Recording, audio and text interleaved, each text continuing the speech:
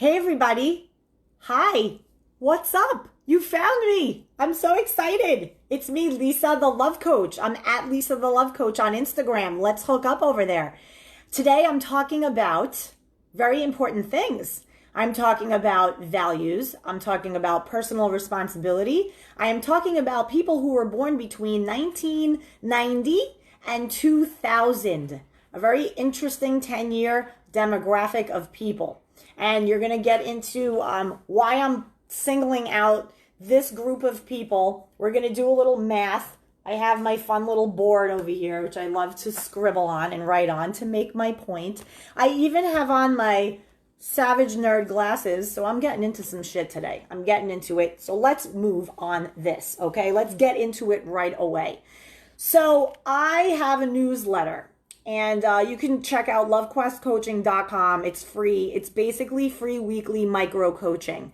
And what I do in this newsletter is I get mail and I look at the topics and things that people are talking about. I look at social media and I kind of come up with a topic of something that's going on with people, something that the people are really hungry for, something that would help them out, something that would kind of give them the ability to get some clarity on some things that'll help them feel better in their life. And so this week, I talked about reinvention. I talked about how I'm reinventing my life.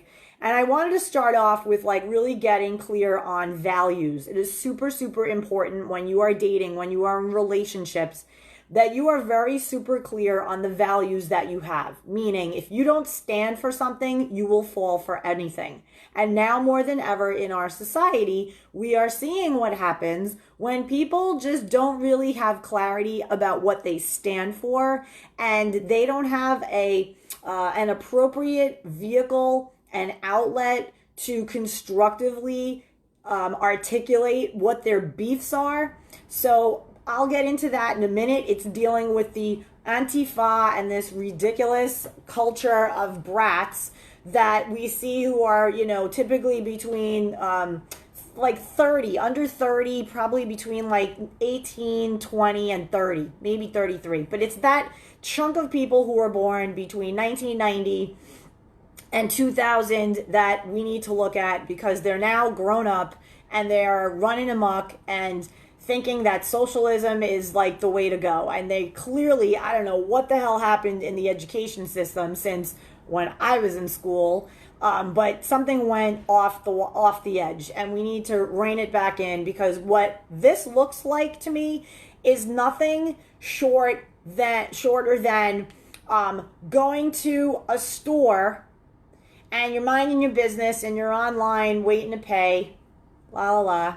And all of a sudden you see this 3-year-old screaming bloody murder because it wants a toy or a candy. And the mom is like, you can't have it, we gotta go. Like, you can't have that. And the kid doesn't even have the level of outburst to warrant the crime, so to speak. It's like this kid is being told, no, it's 3, it's a dictator. And rather than to learn as a parent to not stand for that shit, the parent has no control over their kid. I believe that what we're seeing happening and playing out in our society right now is a manufacture of awful parenting, horrible parenting.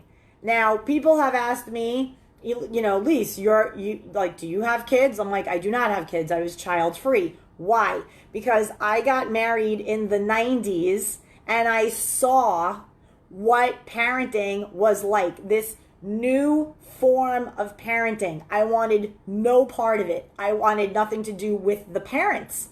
I was like, I know I'd be an amazing mother. I wouldn't take shit, right? But to parent the way I would want to parent in that level of society that we were looking at back then, it wouldn't have worked. It wouldn't have worked. So point is, I decided to do a newsletter this week about my own reinvention and the values that I have for myself and the values that I bring to my business. And from there, we can get back into society and culture and what's going on. Now, one of the things that we're seeing happening now, given current events and things that are happening in the world, are two schools of thought. People are coming at this from two sides of the fence. Okay, so side one says, oh my God, Lisa, you have a business, you're self-employed, and you can't alienate anybody. You're a life coach, and you don't know who's going to see your content. You don't know who's going to get rubbed wrong because you're saying certain things, right? So why don't you just not touch on those topics? Don't touch on those topics of personal responsibility and politics and all this stuff. Just stick to the love stuff. Just stay talking about dating tips and dating advice and all this. And what they fail to understand is that I am a certified life coach, right? So although I focus on areas of dating and relationships, really what I do for my business and for other people through my business is that I help them figure out what it is inside them that they need to shift, change, make sense of, heal, so that they then can thrive in the relationships that they want to have, mainly the relationship with themselves. My business, which I will read to you, is incredibly valued in personal responsibility and taking control over the destiny of your own life. So I'm going to jump right in this. We're going to keep this moving. And I'm going to share with you what today's newsletter was about. And if you, after reading this, feel like this is a newsletter you want to be a part of and you want to receive it on a weekly basis, it comes once a week with free micro coaching. It's super cool. You can, by all means, go to LoveQuest Coaching and sign up for it right there for free. So let's jump on in. So it reads, are you in need of a reinvention? I'm reinventing my life. Check this out. And I begin. I am so excited to share that I am up-leveling my life in a major way. The events of the last 4 months have inspired me to yet again go inward, ask myself who I am, what I value, how I want to live, and how I want to serve. It started with a car purchase in June. I became a vibrational match to this new car, and it is fantastic. I am loving my car. However, energetically, just the action of buying this new car changed me. I am now a vibrational match to this different car, and the universe and God made this very clear. Up-leveling the car was just the first step in a momentum that would ensue that would cause me to move to a whole new place, meaning a new city. Now, what happened with the car was that I got a clear ceramic sealant on my car to protect it and protect the paint from the elements of Florida. Harsh sun, rain spots, and bugs, like when you're on the highway and the bugs splatter. So this thing that I got on my car makes it so that you can just simply wipe down bird poop and it comes right off. It's the most amazing thing. So that said, I was all excited. I'm like, okay, I got this thing done on my car. I parked my car in my space in my building, and the super decided to power wash the 7th floor terrace. Debris and chemicals and stains fell onto my new car that was ceramic coated. I was livid. I was beyond epic level pissed off, like quintessential Puerto Rican from New York, ready to beat some ass. I was beside myself pissed off. It was really the straw to break the camel's back. It was the external condition in my life that had to happen to inspire the decision that I had a deep knowing that I would make in 2020. I am done with Miami. Done.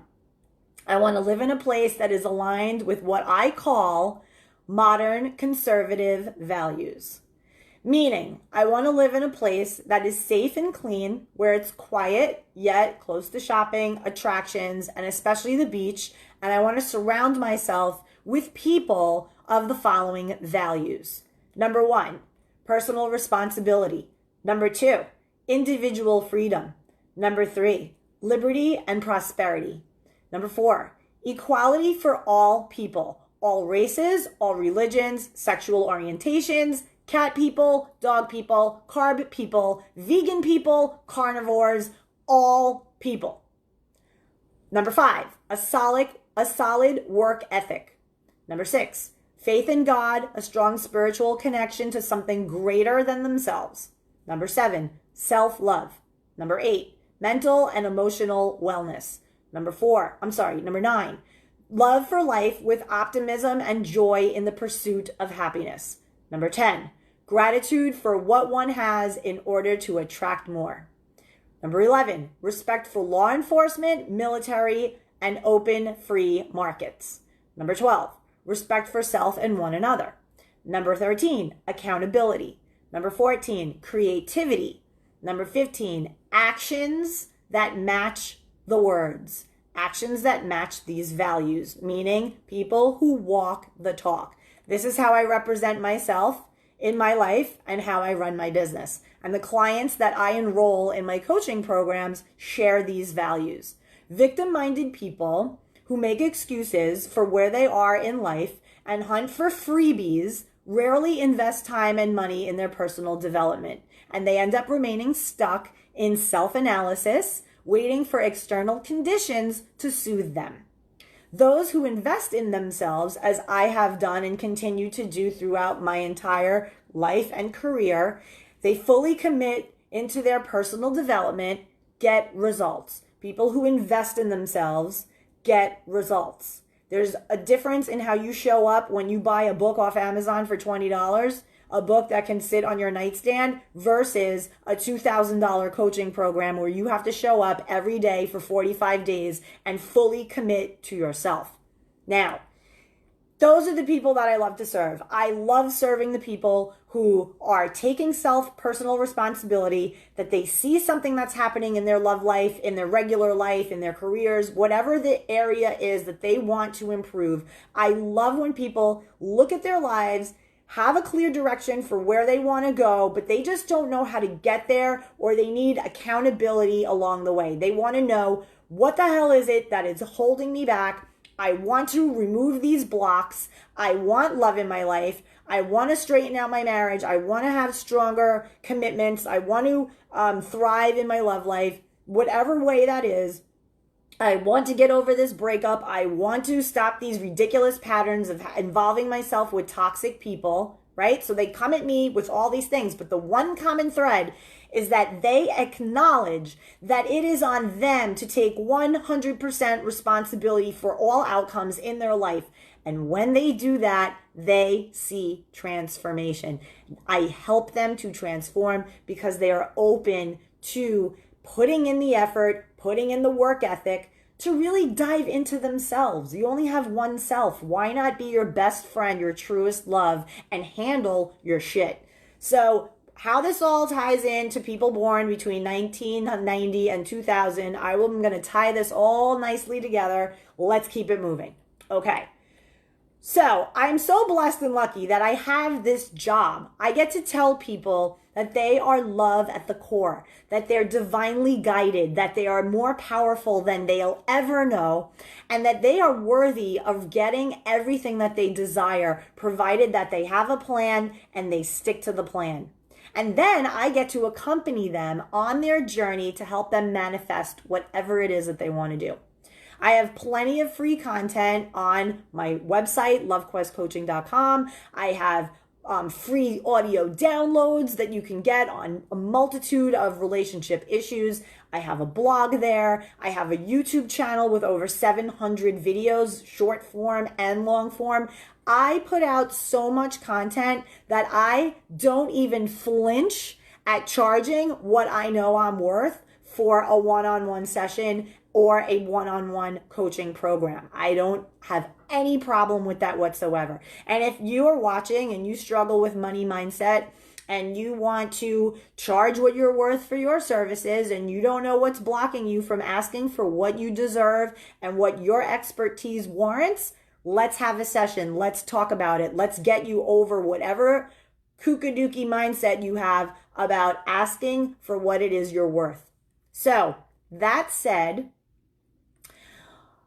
I decided to own my own truth, stand solid in my values, and make a commitment to live where I feel good, centered, and most aligned. I'm still going to be in beautiful, beachy Florida, but instead of Miami, I'm going to be on another gorgeous beach voted 2020's most beautiful beach in the United States. I'm so excited. I cannot wait to bring people affordable entry-level digital courses. I'm going to be creating them with a business advisor that I found and who found me, and we mixed it up, and now we're going to be working together, helping me to take my business to another level where now it's going to be scaled. I'm super excited because then that gives me broader reach and I can help even more people.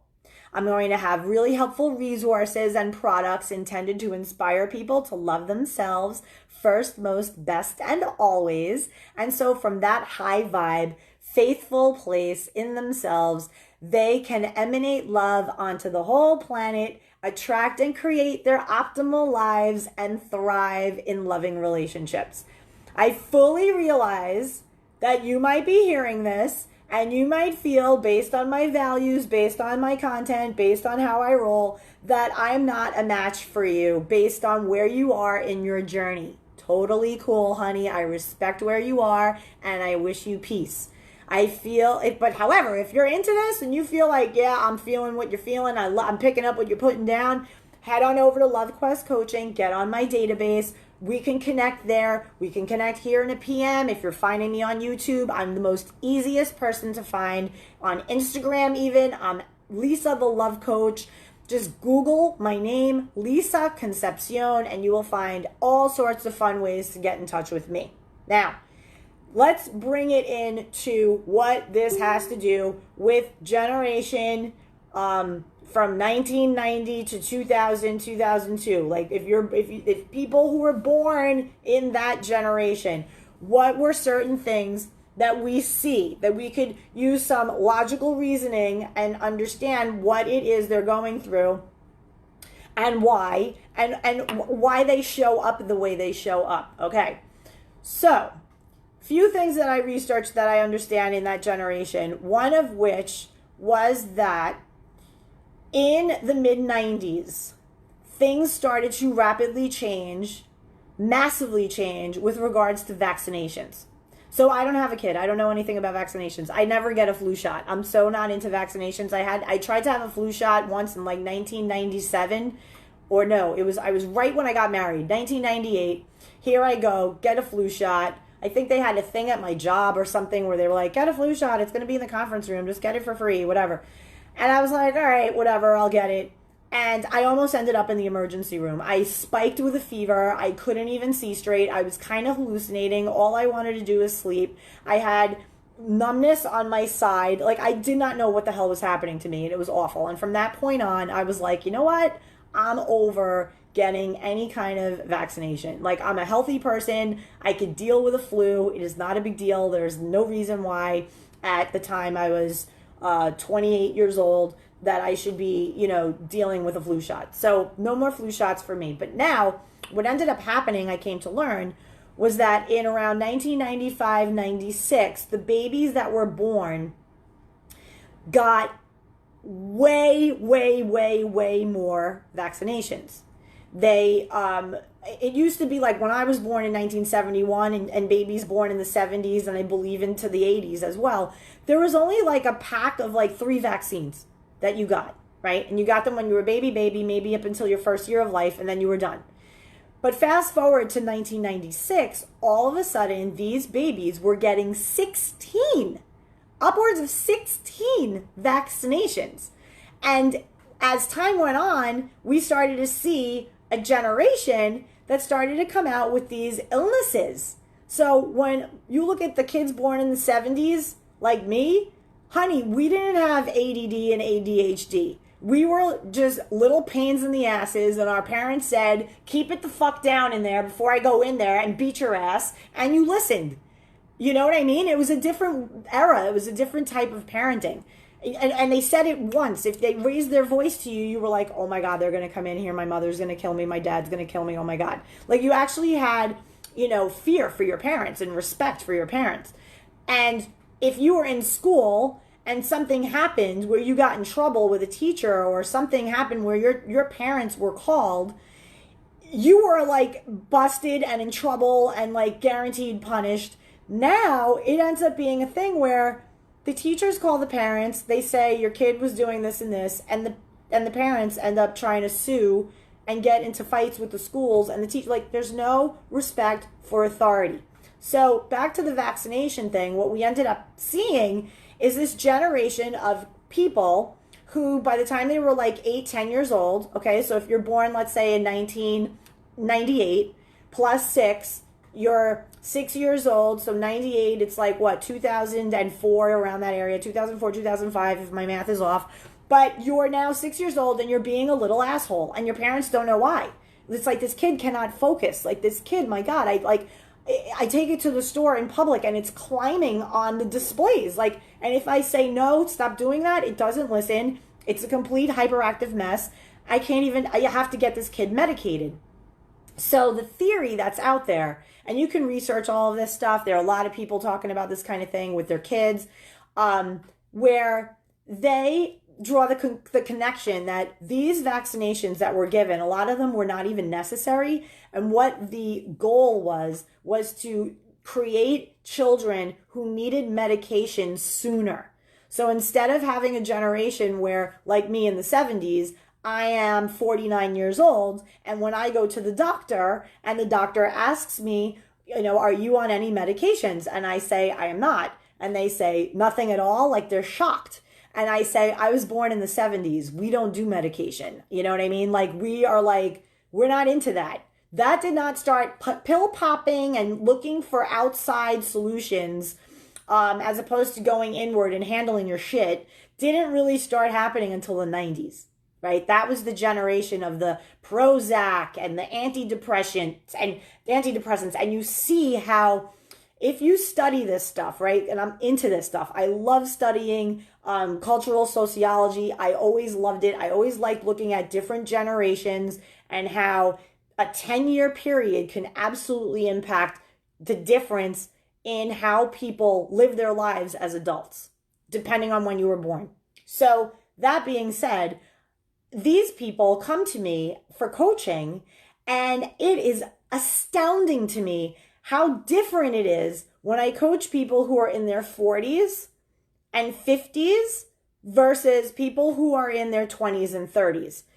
There is an astounding storyline of these people who are younger that goes along the route of heavy medication, total emotional neglect, radical disconnection of themselves. It's as if they were searching so much to be connected to themselves, but because they were so either neglected or hyper-parented, there is only two extremes with that generation. They were either hyper-parented, meaning everybody gets a trophy, mom and dad, like, pick out your sports, pick out your classes, pick out your teachers, like, you're basically, like, being run. You have no sense of self, no sense of opinion, no sense of nothing. If you want to, be a little kid in the 70s, right, go back to the 70s and 80s, little kids would wake up at, 8 o'clock in the morning, 7 o'clock in the morning on a Saturday, and your parents are asleep, and you would go to the TV, put on cartoons, make yourself a bowl of cereal, and be quiet because your parents weren't up yet. Imagine that. Your parents weren't up yet. You had to fend. You were 6 years old. I remember this. Me and my little cousins. We would wake up. We all lived in the house together. We would wake up. I was the oldest. I would get everybody a bowl. We'd have Cocoa Puffs or whatever the cereal was. Captain, the Captain Crunch, Fruit Loops, whatever. And we would sit with the milk and whatever, and we'd watch cartoons and we would play and whatever. And then my mother would wake up and eventually the house started waking up. Fast forward to now this other generation where I hear parents who I coach and they're complaining that they don't have time for sex with their husbands. They don't have time for anything because they 100% live for their little snowflake children. And they do not give their kids the wings to fly. They have no work ethic. They want everything handed to them. They have no sense of coping skills, none whatsoever. And it's because the parents completely did everything for them. They thought for them. And, when I would have bickering fights with friends or some kid was an asshole to me on the street, if I came home And I said, Ma, this chick Stacy, she's such a brat. She like tipped over my bicycle and now it got all scratched. And then she pushed me on the grass and look at my pants and my pants are all muddy. My mother, she'd be like, you need to go back out there and you need to take that shit up with Stacy and you need to tell her that that's not how you're to be treated and you go out there and you sort it out.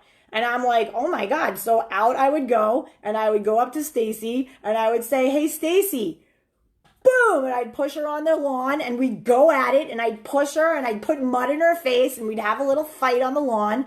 And then we'd get tired. Whatever, kids would come around, fight, fight, fight. And in 20 minutes, Stacy and I were like, all right, you had enough? All right, I had enough. And then we dust ourselves off and we knew not to fuck with each other until high school. And then maybe we like became friends after, whatever the deal is. But we learned how to sort it out ourselves, right? Because that's how you learn in life. Life is a very lonely, and it requires you to be self-reliant. It requires you to learn how to stick up for yourself. It requires you to learn how to mix it up with people, put them in their place if you need to, and just understand that these experiences in life, they're going to create character in you, right? But this is not what that generation has been taught. That generation is the generation of total political correctness in schools, ridiculous curriculum about feelings, and everybody gets a trophy, and so felt left out, and now everybody on the team gets a trophy, and it's that everybody gets a trophy generation that we now see burning down streets in the cities and talking about socialism. Why? And they don't even have an idea of what it is that they are talking about. They have been indoctrinated. And it's sad because they're being used as pawns for a greater political agenda. And it's disgusting. And if you ask any of them, what exactly are the policies about democratic socialism that appeal to you? It's everything is, well, they're going to pay for everything. They're going to pay for my college. They're going to give me a job. They're going to pay for my housing. They are out for the get because their parents, if they were born between 1990 and 2000, maybe even a little after, their parents never taught them how to do shit for themselves. Do you know how many people I coach in their 30s who don't even know how to cook?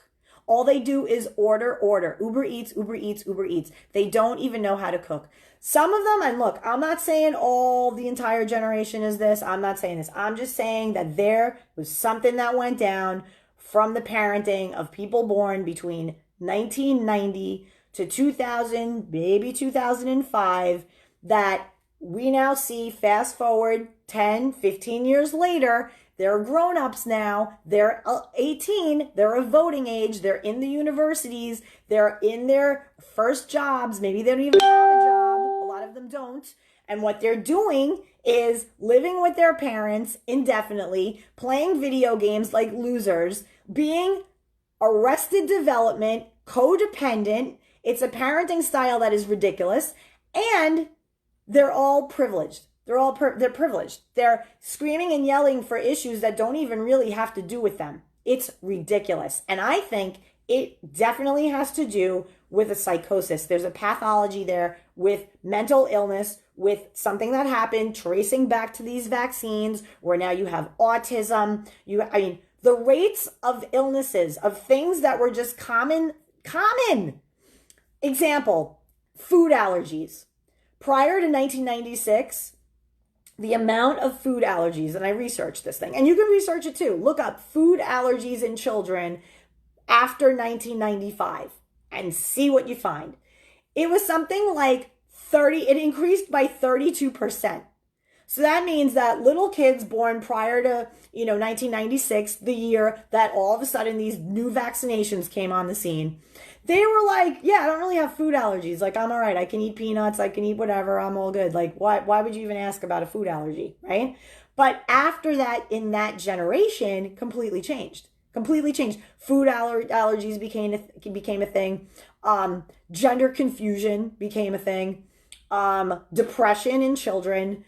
ADD, ADHD, which I said already.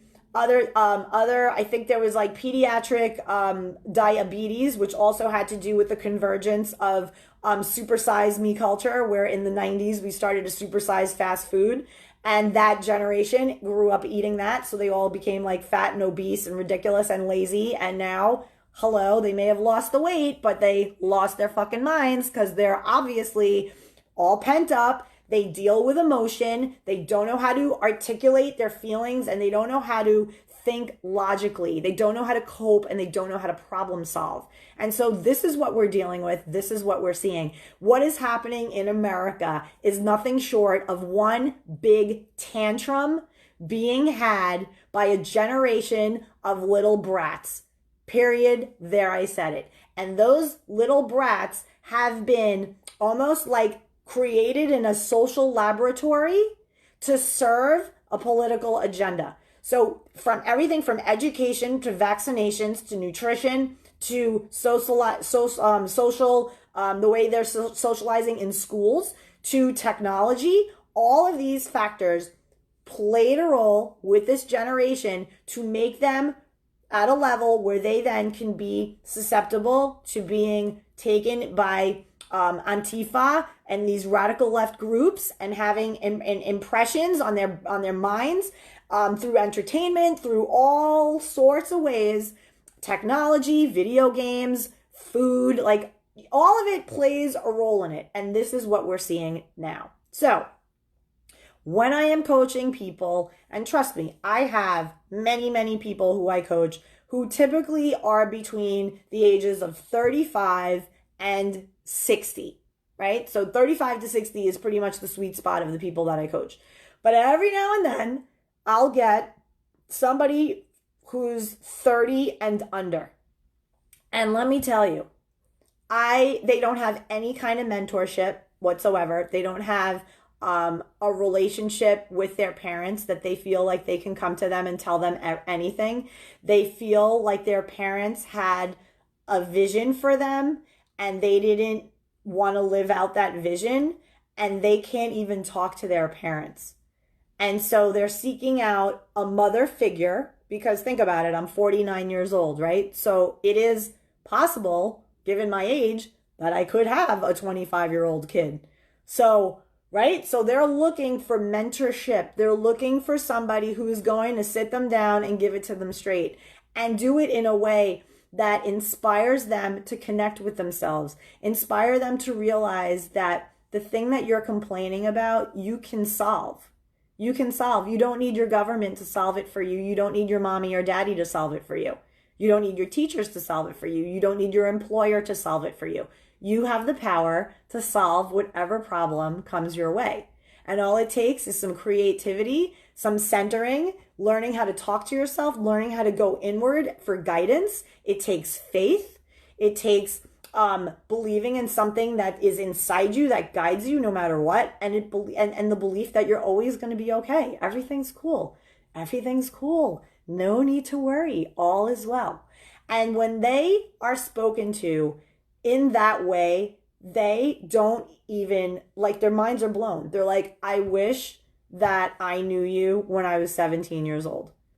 And I'm sitting here thinking like, well, how old is your mom? How old is your dad? And they're like, my dad is 53 and my mom is 52. And I'm like, they're my age. That's my generation. That's my age. I'm 49. And they're like, yeah, but like, you're way cooler. Like you get it. Like you get it. You're not judgy. And I'm like, look, here's the deal. With all fairness to your parents, like, I get it. I have parents. Like, parents are going to relate to their kids differently because parents have a stake in their kids' life, right? So it's a very different way of relating. Do I agree with it? No. Do I think that, personal responsibility is definitely something that gives children their wings? Absolutely. Like, look, if you're old enough to stand, you're old enough to make your bed. Make your bed. So I'm working with a client right now, and she has children, 2 boys, I believe, and they're just like at that like 10, 11, 12 thing. They're like, heading into that adolescence kind of thing, and they're growing and they're disasters. And she was saying it. I'm tired of cleaning. I'm tired of spending my entire time cleaning up after these boys. I'm over it.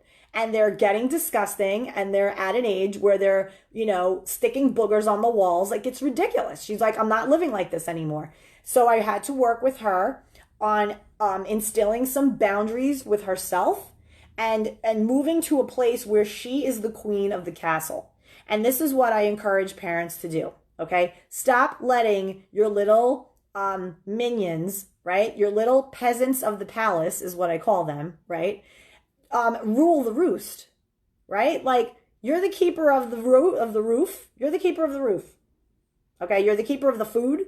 You're the keeper of the clothing. You're the keeper of their survival, right? So, like, understand the power that you have of being a parent and use that power, right? Like, your kid, I'm not sitting here saying abuse your kid at all. I'm saying quite the opposite. I'm saying instill some values in your children so that they don't, in 10 years, 15 years, 20 years, take to the streets and start burning shit down in the name of who the hell knows what. Because somebody at their university imprinted this ridiculous idea and notion that they're oppressed and that people are oppressed and that this country is shit and nobody has a way of earning anything and it's so unfair and it's so unfair. Everything is so unfair. It's not unfair. Go do something with yourself. It's not unfair. You know what was unfair? And that wasn't even unfair. Try this on. You people. All right, 22 years old, 24 years old, you have the freaking internet, okay? You can create a business. And I know people who have done this, okay? 22 years old, no, younger. This kid's younger. This kid was 20, sophomore in high school. I'm in college. True story, this is. Sophomore in college, and the kid goes to his dad and says, all right, so I came home from for summer vacation, summer break from college. And I don't want to go back to school. And the dad and the mom were like, what do you mean you don't want to go back to school? And the kid's like, well, I created a business. And, I kind of kept it a secret.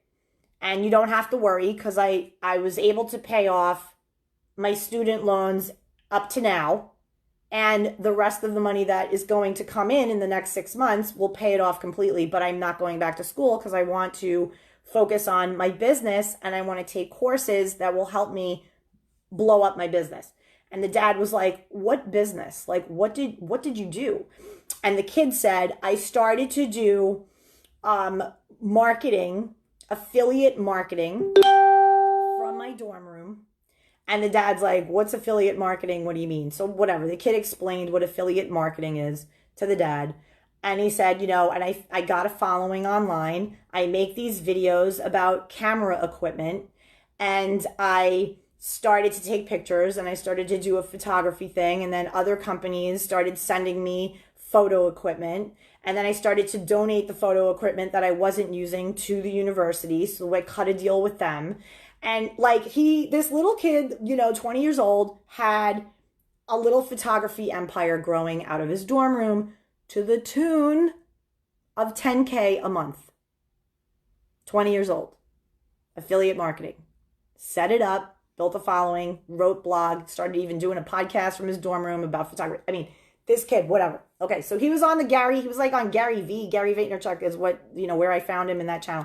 I was absolutely fascinated. And I said, it's very interesting because just like any generation, there are always polarities, right? And it seems that with every generation, there are the crybabies, the wimps. Because look, Gen X, we had that too.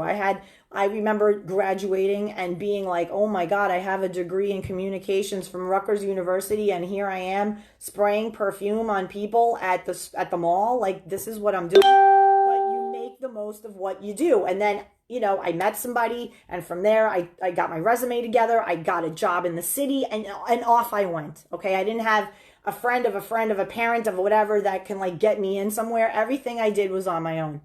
So these kids that have that kind of creativity and that entrepreneurial spirit are killing it. You have these influencers, they have a following. They turned it into money, whether it's doing makeup from a video or whatever. So they're in their 20s and they're crushing it. They're driving amazing cars. They're living on their own. They're doing something of value and fun, and they're loving their lives and they're making money and they're having a livelihood. And they look at this other generation, the same generation, but the other side, right? So you have that side of it, the entrepreneurial side. Then you have the 22, 23, 24-year-olds who are bitching and complaining that they have it so rough. They have it so rough. Oh, I can't find a job. I have a degree in, art or whatever. And I look at this and I say, again, where is the parenting? Where's the logic? Where's the involvement, right? You look at these kids and they have these majors that they declare in college, and it's these ridiculous majors that aren't going to translate into any kind of profession. The other thing I would say to people is college is completely useless. This day and age, college is completely useless. I would never, even if I had a kid who was 18 years old, I'd be like, so, like, what do you want to do with yourself? Because you're not going to college.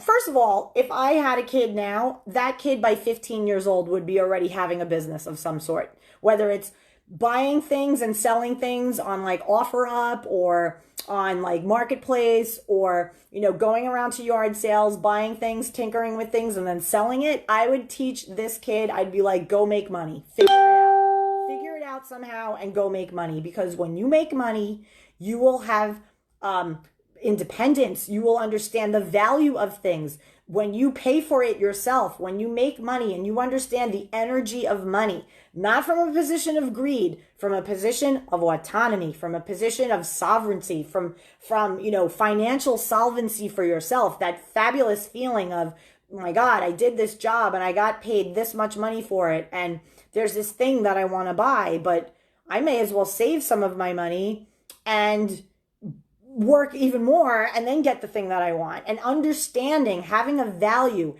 as opposed to getting handed a credit card when you're 16 years old by your parents with an allowance that you're just running amok, spending, and you don't have any kind of personal responsibility, any kind of those values that I read, personal responsibility, a sense of actions and consequences, and all of these things that are not being taught. And so what you see is a society with unrest, with now it's about racism. It's like, no, it is not. People are able to do whatever. We had a black president for 8 years.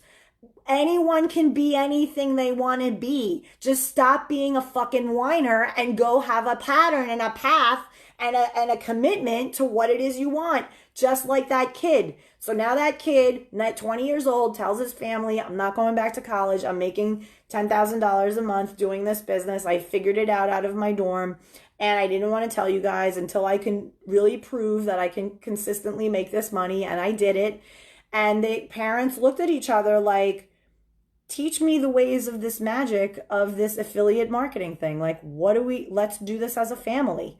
And so now you got the mom who's doing a cooking blog and she's doing all her affiliate marketing with her cooking stuff.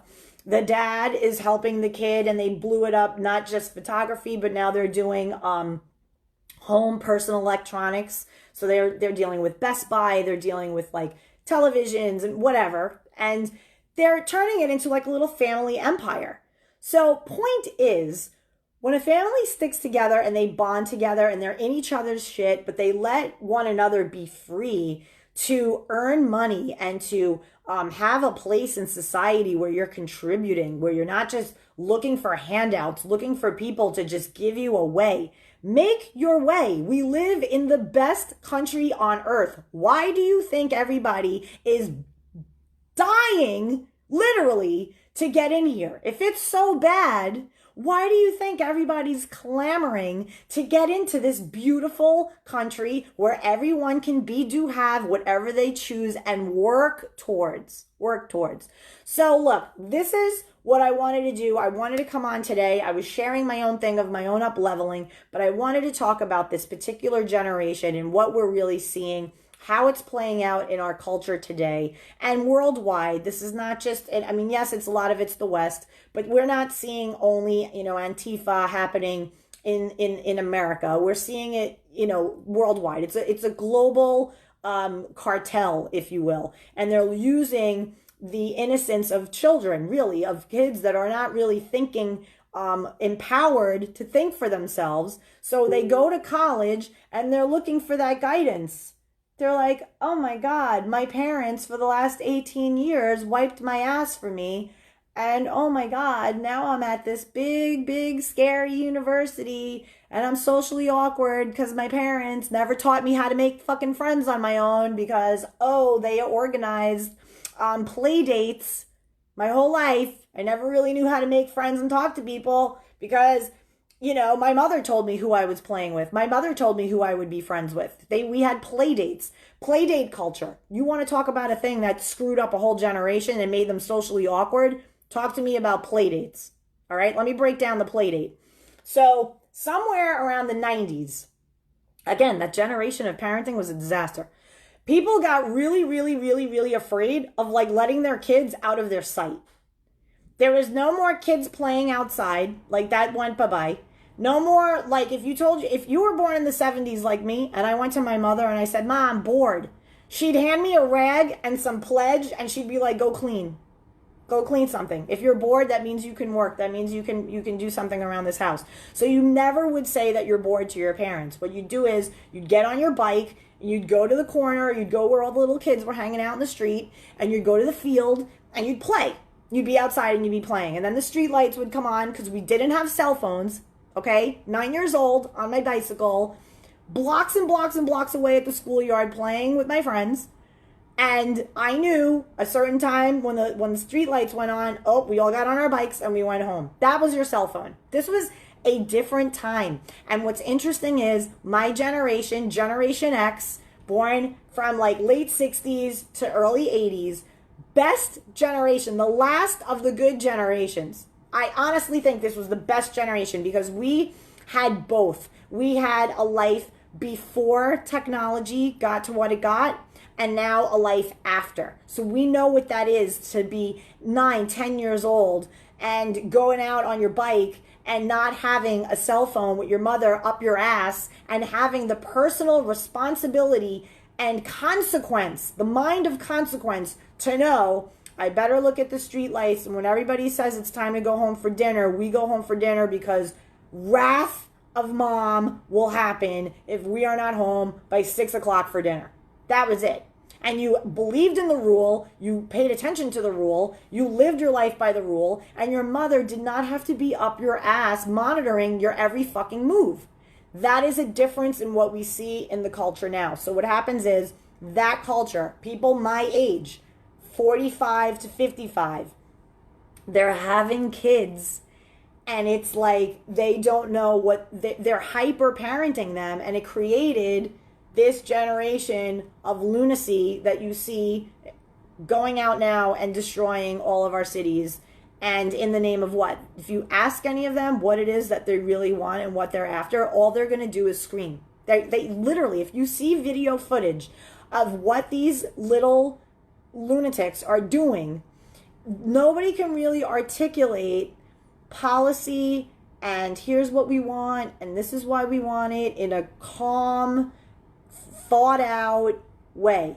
Everything is emotionally driven. Everything. And when things are emotionally driven, it loses its credibility.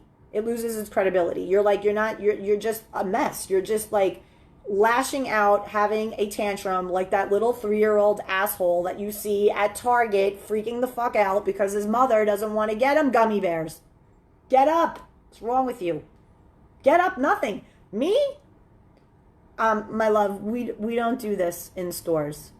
We don't throw ourselves on the floor. So listen, you can lay there and scream, and mommy is going to be over there looking at the towels. Okay? So I'll just be right over there, and when you're done having your meltdown, because you're going to have it by yourself, I'm not entertaining this, you can choose. You could be here in Target by yourself, or you can pick yourself up and you can walk your little ass over to mommy right over there. You're going to see me. I'm going to see you, but I'm not going to entertain what you're behaving like. So figure it out. 30 seconds later, that kid would get up, tears magically disappear, and he would be right at mommy's leg because I'm not entertaining that shit. I see these parents.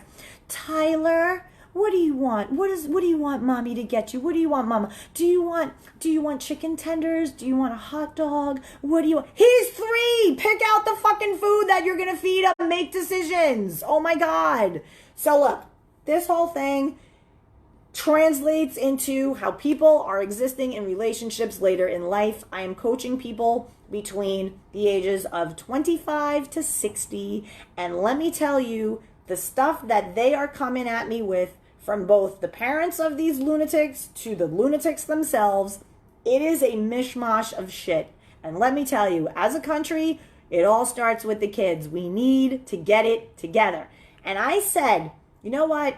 Just because I am not a mother doesn't mean that I am not interested in mentoring and having an impact on the youth of today.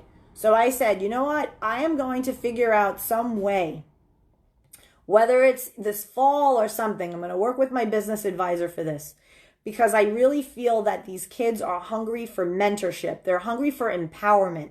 They're hungry to be told that they count and that they matter, and that what they're doing isn't enough. They can do more. They can be more. Put the video game down and build something. Create something. Give them a project. Give them something. I find that they are incredibly bored.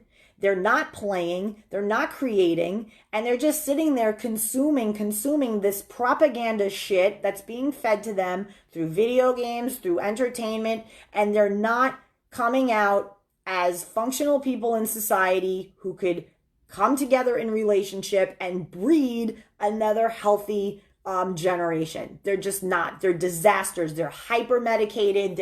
It's a disaster.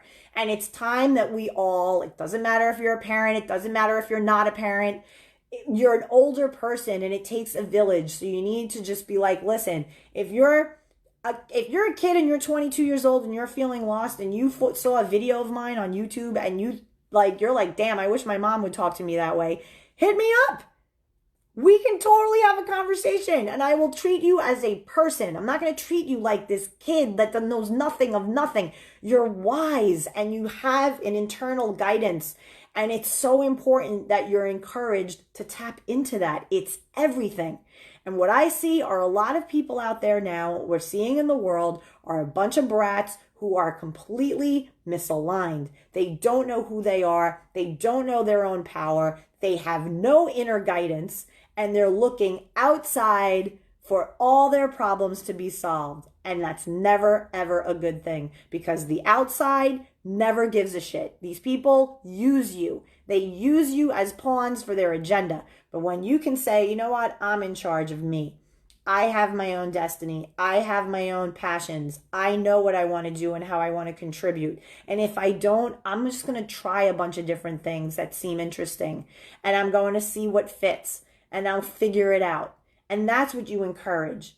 So I am off my soapbox. I love all of you. I'm Lisa, the love coach. I'm here to teach people how to love themselves first, most, best, and always, so that they can thrive in all of their relationships. And if anything I said resonates with you and you think I can help you out, by all means, drop a direct message.